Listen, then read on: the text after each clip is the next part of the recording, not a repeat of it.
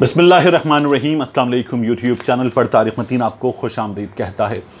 आपको ईद मुबारक। अल्लाह ताला ये ईद आप सबके लिए बेहतर से बेहतर बनाए और साथ में ये दुआ भी कि अल्लाह ताला पूरी दुनिया के मज़लूम मुसलमानों पर रहम फरमाए। आमीन सुम आमीन। और आपसे दरख्वास्त कि अगर आप चाहें तो चैनल को सब्सक्राइब करें ताकि वो चीज़ें जो मैं चाहता हूँ आप तक पहुँचें वो आप तक पहुँच सकें। और जब मैं ईद मुबारक आपसे कह रहा हूँ तो फिर ये सवाल भी हमारे यहाँ बहुत ज़्यादा हो रहा है कि क्या 30वां रोज़ा चोरी हो गया है, क्या हम 30वें रोज़े से महरूम हो गए हैं, क्या हमें कल इसकी क़ज़ा करनी है। और फिर इस पर मुफ्तियान कराम के उलमाए कराम के अहकामात हमारे सामने आ रहे हैं और इस वक्त एक अजीब सी फ़िज़ा है और ऐसा लग रहा है कि ये फ़िज़ा जो है ये पहली बार हुई है, इससे पहले ये फ़िज़ा पैदा नहीं हुई। फिर ये भी कहा जा रहा है वो जो वायरल वीडियो है जिसमें हम मुफ्ती यासीन ज़फ़र साहब को देख रहे हैं, उनके बारे में, उस वायरल वीडियो के बारे में बात हो रही है। मुफ्ती मुनीबुर रहमान साहब जो है उनका एक बयान हमारे सामने है जिसमें वो कह रहे हैं कि वो पूरी रात रोते रहे, बहुत तकलीफ़ दे सूरत हाल है। मुफ्ती साहब ने ये भी कहा है कि कल जो है वो क़ज़ा की जाए रोज़े की।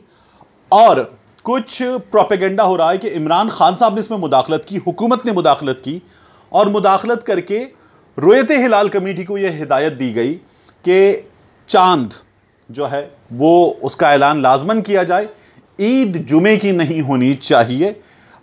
ये प्रोपेगेंडा क्या है इस बारे में भी मैं आपको इस वीडियो में बताऊंगा। सबसे पहले जो मुफ्ती यासीन ज़फ़र साहब की वीडियो है उस वीडियो के हवाले से जान लीजिए। वो जो साहब बैठे हुए हैं जहां मौलाना अब्दुल खबीर आज़ाद साहब को, मुफ्ती अब्दुल खबीर आज़ाद साहब को बैठकर ऐलान करना था, वो खाली है चेयर और उसके साथ वाली चेयर पर राइट हैंड पर मुफ्ती यासीन ज़फ़र साहब बैठे हुए। मुफ्ती यासीन ज़फ़र साहब जो हैं वो किसी से फ़ोन पे बात कर रहे हैं और बात करते हुए कह रहे हैं कि बहुत कमज़ोर हैं, मुफ्ती मुनीब की बात हो रही है, याद आ रहे हैं और ये जो है तकलीफ़ दे सूरत हाल है। फिर वो पंजाबी में कुछ बातें करते हैं।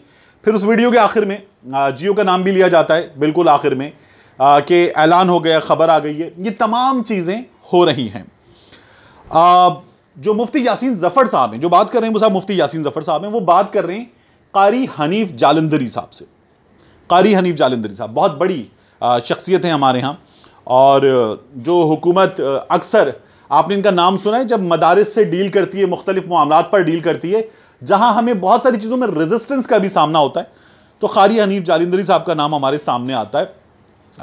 कारी हनीफ जालंधरी साहब से वो बात कर रहे हैं।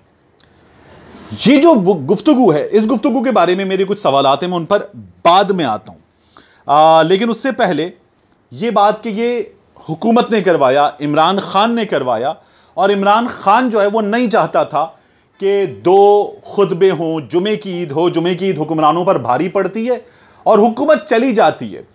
हमारे पास सहाफ़ी दोस्त हैं, उन्होंने ट्विटर पे, फेसबुक पे, सोशल मीडिया पर यह कहा हुआ था कि दो खुतबे इंशाअल्लाह, और इस पर मजाक उड़ाया जाता, जश्न मनाया जा रहा था और इस तरह की बात हुई थी कि गई हुकूमत, दो खुतबे होंगे और हुकूमत पर भारी होता है। यह तवहुम परस्ती है, इसके सिवा कुछ भी नहीं है। और ये बात हो रही थी। ये बात हमारे यहाँ क्यों होती है कि दो खुतबे हुकूमत पे भारी पड़ते हैं? क्योंकि मशहूर किया गया है, ऐसे बाज़ वाक़यात हुए हैं। तो इसी बिना पर मुफ्ती राग़िब नईमी साहब का आज जब ये फतवा हमारे सामने मुख्तलिफ वेबसाइट्स पर और टेलीविज़न चैनल्स पर आया कि कल का रोज़ा रखा जाए और क़ज़ा कर ली जाए, तो उसी मौके पर मुफ्ती राग़िब नईमी साहब ने बताया कि 1967 में एक मौका था जब ईद जुमे की होने जा रही थी, तो रोयत हिलाल कमेटी का ऐलान करने वालों पर दबाव डाला गया कि नहीं, जुमे की ईद नहीं होनी चाहिए किसी भी सूरत, और ऐलान किया जाए कि जुमेरात की है। और इस पर कुछ उलमा ने रेजिस्ट किया। राग़िब नईमी साहब कहते हैं कि ऐलान फिर भी हो गया जुमे की ईद का, लेकिन जिन उलमाए कराम ने रेजिस्ट किया था 1967 के उस फैसले के खिलाफ, डिक्टेटर की हुकूमत के खिलाफ, तो उन लोगों को फिर 5 महीने के लिए 5 उलमा को मच जेल में गुजारना पड़े थे, उन्हें सजाएं हुई थी। और ये भी मुफ्ती राग़िब नईमी साहब कहते हैं कि हमारी तारीख का एक वाक़या, तकलीफ़ दे सूरत हाल थी। अब इमरान खान ने यहां इंटरवीन किया या इमरान खान की हुकूमत ने इंटरवीन किया और ये ईद करवाई है जुमेरात की। इस बारे में अगर आपको मैं बताऊं तो मेरी इस्लामाबाद में बहुत अहम तरीन शख्सियात से बात हुई है और मैंने उनसे तमाम मालूमात हासिल की। उन्होंने कहा कि ऐसा नहीं हुआ। इमरान खान साहब की हुकूमत ने यह नहीं करवाया। इमरान खान की हुकूमत का जो माउथ पीस है फवाद चौधरी, जो बताएगा हुकूमत के फैसले, वो तो मुसलसल कह रहे थे कि ईद जुमे की होगी। तो अगर इमरान खान को यह करवाना था तो इमरान खान का वजीर मुसलसल ये बात कर रहा था, तो ऐसा नहीं हुआ। और ये उलमाए कराम मुख्तलिफ मसालिक के, मकातिब फ़िक्र के मुख्तलिफ जो फ़िरक़े हैं उससे ताल्लुक़ रखते हैं और फिर अपने अपने मसलक के तहत, तो ये मसलकी इख्तिलाफ़ है और इस मसलकी इख्तिलाफ़ की बुनियाद पर ये सब कुछ हुआ है। इसमें हुकूमत का लेना देना कुछ भी नहीं है। मेरी जिन साहब से बात हुई उन्होंने 2-3 हुकूमती शख्सियात का नाम लेकर कहा कि वो तो खुद फवाद चौधरी की मुखालिफत करते हैं और कहते हैं कि यार ये शरई मामला है, इसमें वज़ीर बराए साइंस को, कल तक वज़ीर बराए साइंस थे, उसको नहीं कूदना चाहिए, हुकूमत को नहीं कूदना चाहिए, इसका फैसला ऐसे होना देना चाहिए। तो इसमें हुकूमत की मुदाखलत नहीं है, हुकूमती जो बेंचेज हैं उनमें इस पर वैसे ही इख्तिलाफ मौजूद है। नूरुल्लाह कादरी साहब खुद इस बारे में बात करते हैं। मुफ्ती मुनीबुर रहमान साहब का ये जो बयान आ रहा है कि हमारे दौर में किसी वज़ीर की ज़रूरत नहीं थी कि वो हमारी मीटिंग में बैठे, तो ये बातें हो रही हैं, हुकूमत की मुदाखलत इसमें नहीं थी। अब क्या ये पहली बार हुआ है?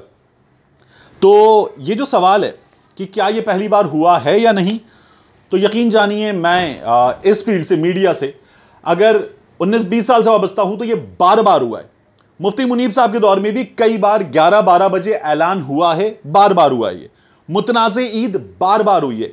हम जियो पे तो एक बड़ा मशहूर वाक़या है, उसमें एक शख्स ने बताया कि वो सवात में था और सवात में उसने ईद मनाई, सवात से चला और पहुंचा वो लाहौर, रात में उसने कहीं स्टे किया, लाहौर में उसने अगले दिन ईद मनाई और फिर इख्तिलाफ था तो उसके बाद कराची पहुंचा तो कराची में उसने ईद मनाई।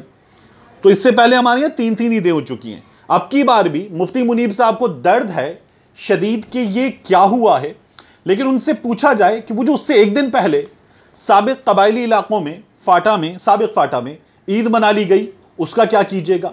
तो वहाँ तो एक दिन पहले ईद मना ली गई है। तो हमारे यहाँ ये इख्तिलाफ हमेशा रहा है और ये उलमाए कराम ने, जो उलमाए कराम हैं उनका जो मर्तबा है अपने इल्म की बुनियाद पर और जिस तरह से वो गाइड करते हैं लोगों को अल्लाह के दीन पर, उनके कदमों की खाक के बराबर भी नहीं है हम। लेकिन कई जगहों पर इख्तिलाफात होते हैं और हमें ये नज़र आता है कि उन इख्तिलाफात की बुनियाद पर ऐसे फैसले हमारे सामने आते रहे हैं। अब पहले भी हुए और मुफ्ती मुनीबुर रहमान साहब ने शाह पोपल जई साहब से इख्तिलाफ होता था, हर बार होता था, अब की बार भी हुआ है। तो ये चीज़ें हो जाती हैं और अब की बार क्या होना चाहिए था या हमेशा क्या होना चाहिए, हल क्या है इसका? तो देखिए, इस नाचीज़ की राय में मैं कोई एक अपनी राय दे रहा हूँ, मैं कोई मुफ्ती नहीं हूँ, कोई आलिम नहीं हूँ, मैं कोई इसको जानने का दावा करने वाला शख्स भी नहीं हूँ। लेकिन आसान बात यह है कि एक वक्त था लाउड स्पीकर हराम था, माइक हराम था, कैमरे के सामने आना हराम था। हमारे उलमाए कराम ही हैं जो कहते थे, इलियास कादरी साहब हैं, वो कैमरे के सामने नहीं आते थे, वो तस्वीर भी नहीं खिंचवाते थे और ऐसे बहुत सारे उलमाए कराम हैं। लेकिन अब वो इन तमाम टेक्नोलॉजी की चीज़ों को, साइंस की इस काविश को एक्सेप्ट कर चुके, इससे फ़ायदा भी हासिल कर रहे हैं। तो या तो रियासत फैसला कर ले, या तो इससे फ़ायदा हासिल करना है तो इससे फ़ायदा हासिल करें और इस पर चलें, नहीं करना तो फिर साइंस को एक साइड पे कर दें, बिल्कुल फैसला हो जाएगा, एक साइड पे हो जाए और रियासत ये कह दे कि ये शरई मामला है, सिर्फ उलमाए कराम फैसला करेंगे, इस पर राय जनी की ज़रूरत नहीं है। बाकी राय आती रहेगी, इससे घबराने की जरूरत नहीं है। क्या हमें अगला रोज़ा रखना है? अच्छी बात है, रख लें, अल्लाह ताला से फ़लस्तीन के मुसलमानों के लिए दुआ मांगें, जिसको रखना है रख लें। इसमें हुकूमत काफिर, हुकूमत डर गई, हुकूमत 2 ईदें, ये भी ना करें। मौलवियों ने अपनी जो है वो 2 ईदों के चक्कर में 30वां रोज़ा हलाल कर दिया, ये भी ना करें। रखना है, अल्लाह ताला से दुआ मांगें, माफ़ी मांगें और एक रोज़ा रख लें, उसका सवाब जो है उसकी नीयत करें, अच्छी बात है। अपना मामला ठीक रखें। जो मुफ्ती यासीन ज़फ़र साहब वाली वीडियो है उसके हवाले से मेरा ये ख्याल है और मेरा ये सवाल है कि मुफ्ती यासीन ज़फ़र साहब को ये पता था कि वो कहाँ बैठे हैं। जब उन्हें ये पता था कि वो कहाँ बैठे तो उन्हें ख्याल रखना चाहिए था। वो लाइव टीवी स्टेशंस में उस वक्त रिसीव हो रहा था, घरों पे भले नहीं आ रहा था, तो वहाँ से फिर वो रिकॉर्ड हुआ है और ये वायरल हुआ है। मिलते हैं इंशाल्लाह आपसे अगले व्लॉग में।